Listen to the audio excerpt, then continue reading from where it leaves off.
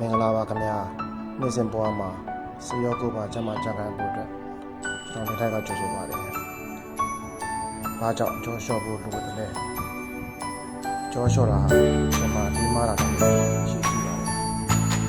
။ကျိုးကျေးဇူးတွေကတော့ဒီလက်ပတ်မှုကောင်းမှုစီကျွန်တော်လာရင်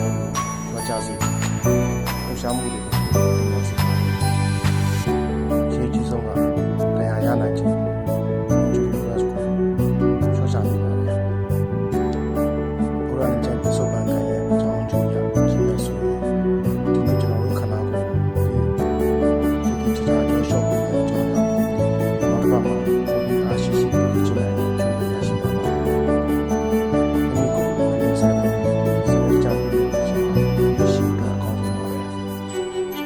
ကျွန်တော်နဲ့အခါမဲ့လာရောက်ဆုံးနေတယ်